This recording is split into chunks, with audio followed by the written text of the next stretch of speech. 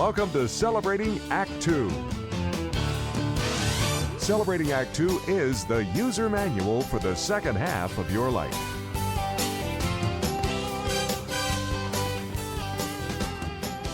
Welcome back to another episode of Celebrating Act 2 with me, Art Kirsch, and my partner, John Coleman, and our philosopher laureate, Bill Jordan. Hi, Bill. Wow. Hi, guys. Bill, great title, Philosopher Laureate. Philosopher Laureate. Well, the Wait, excuse me. thing is, Bill. A national treasure. Of course. The interesting thing is that you do have a great philosophy, a great perspective, and of course you've got, is it close to 20,000 people following you on Facebook? So you must know something. Yeah, in a few months, hopefully I can get to 20 grand. Oh, yeah. People, yes, 20,000 people, yes. I'd like that too. Hey, speaking of 20,000 people, I don't know how many of most of your 20,000 have to be baby boomers, because that's what it's all about, embrace the boom. And all our viewers are baby boomers or over 50. We Celebrating Act 2 is the second half of your life, right? Arguably around age 50. In fact, we'd hope it's age 50, so you'll live to be 100. Right. So, but almost common to everybody, somewhere in their 60s, I'll say, I'll make up an age.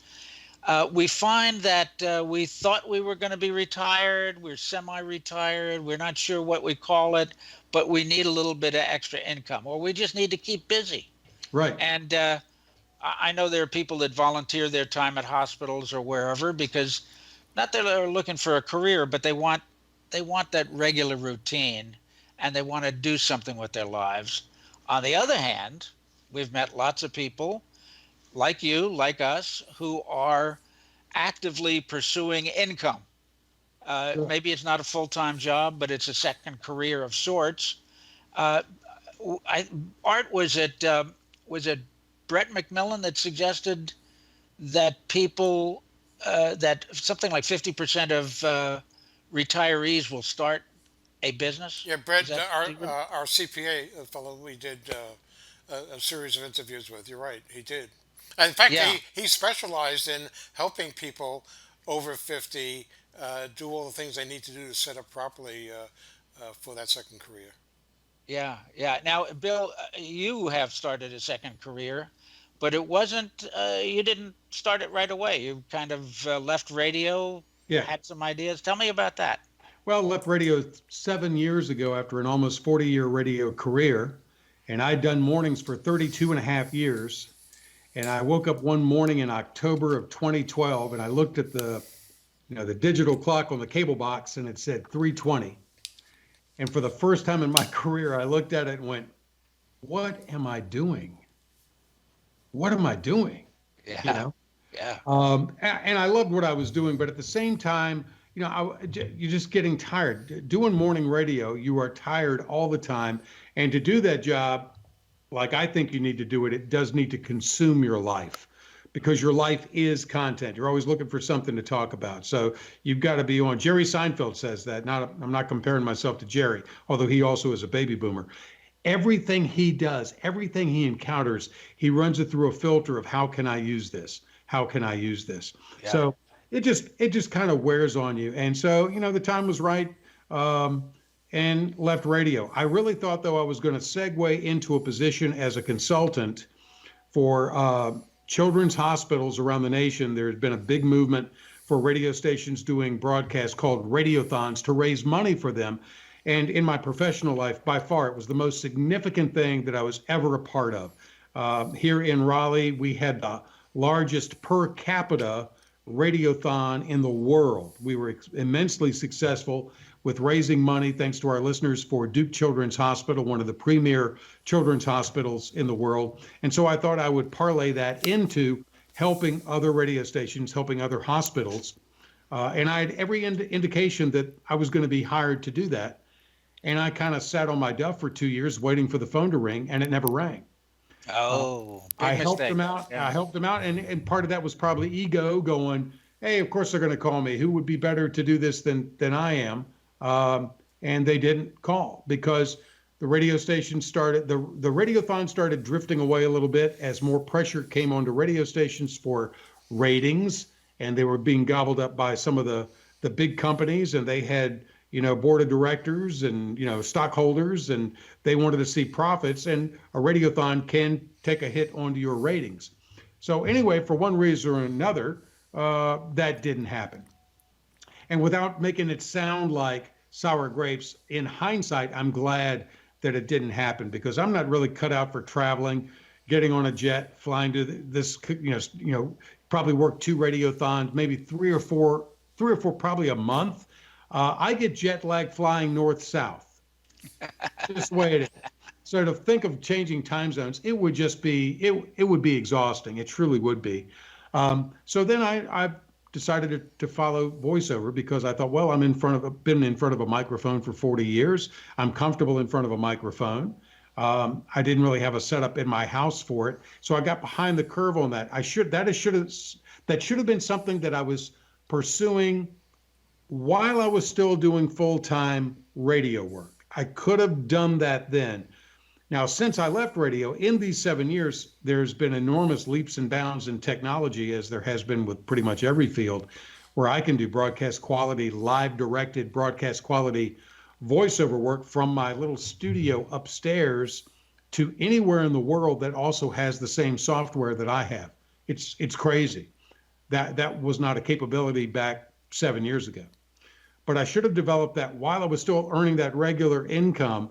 That's when I should have gotten the right microphone, the right processing and software, right computer, and I waited until afterwards. So it's worked out. But in hindsight, that's how I would advise someone. If you think you're going to be doing something, and probably you will be doing something, what do you think that's going to be? Try to pay for it while you've got a regular check coming in. Yeah, I'm surprised that you didn't start your voiceover career as a side hustle while you were fully employed at a radio station, because that's a common thing that people do in radio. It is. And well, let me say, I mean, I did have some things come my way for voiceover. I did some stuff, but I did not pursue it. You didn't make it a business. I didn't make it a business. It just, if somebody came along, hey, we need you to do a commercial, sure, and I'll do you this, and we'll pay you this or whatever. The other thing, and again, it gets back to ego. Ryan Holiday's got this book out called Ego is the Enemy. I really thought once I decided I really thought the voiceover would also follow me right after I left radio when I was doing the consulting. I had a great microphone, didn't know what to do with it, didn't know how to set it up. But I told my wife, I'm not going to really go after this voiceover unless there's a demand for it. This shows how little I know. There's not going to be a demand for it unless you create the demand for it.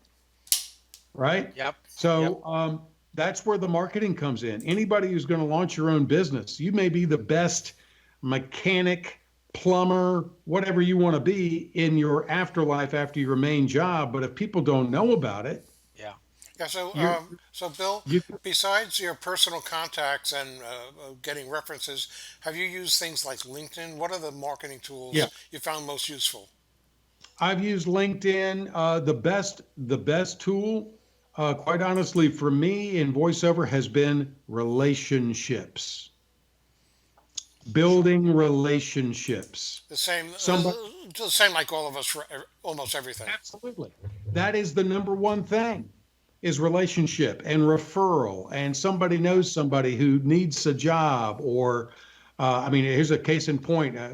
We talked off air about PNC Arena here in Raleigh, and I'm the recorded PA announcer. I'm not there for every event, but I'm on the overhead speakers announcing, lost and found or shuttle services or whatever that might be. So I'm on a lot of that stuff.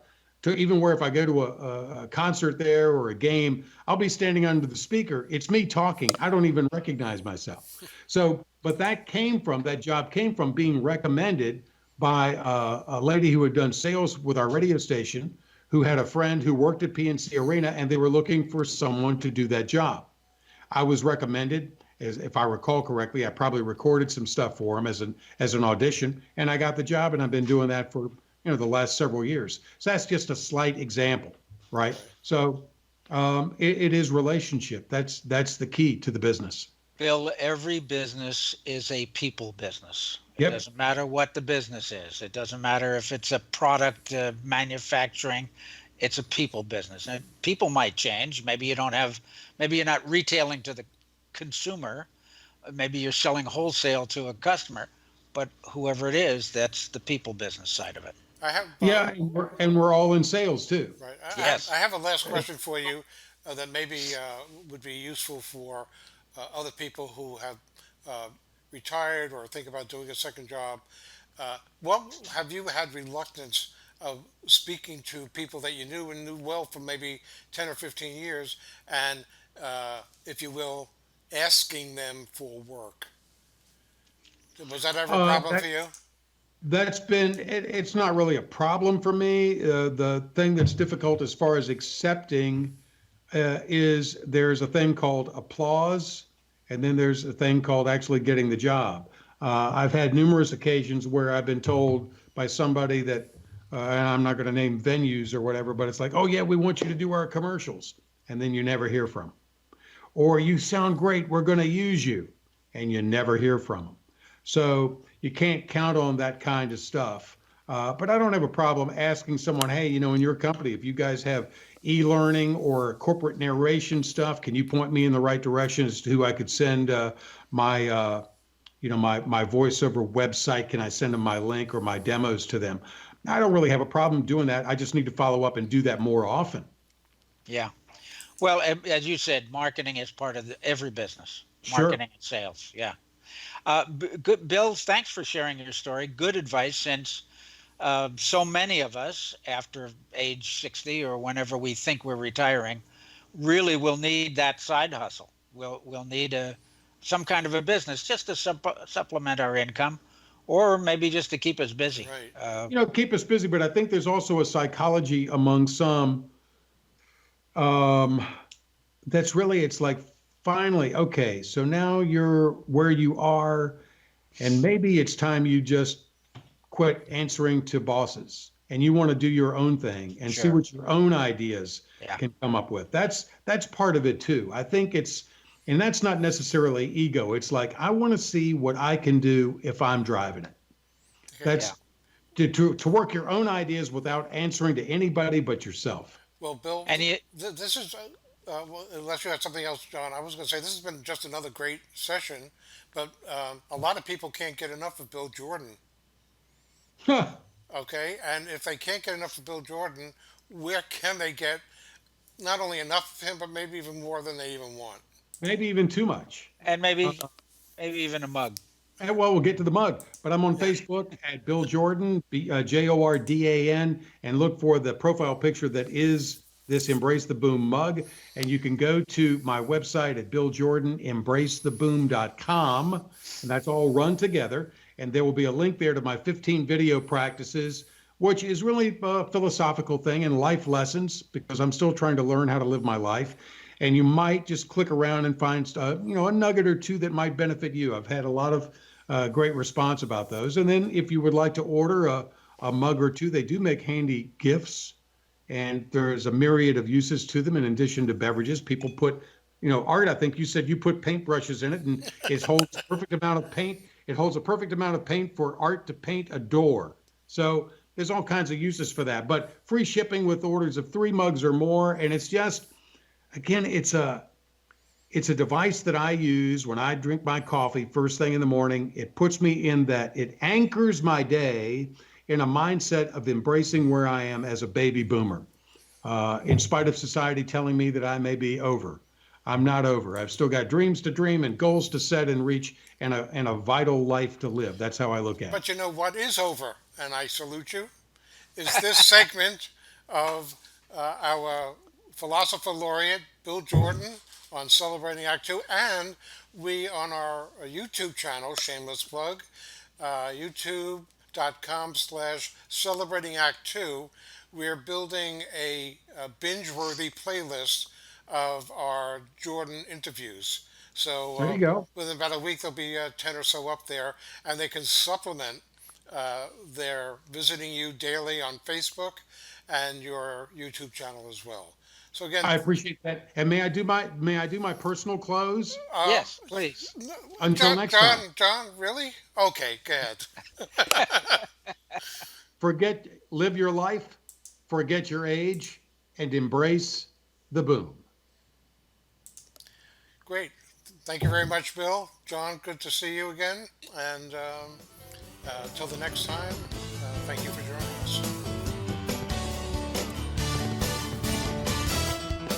For more on Celebrating Act Two, visit our webpage, follow us on Facebook, subscribe to us on YouTube, and tell your friends. Celebrating Act Two is the user manual for the second half of your life.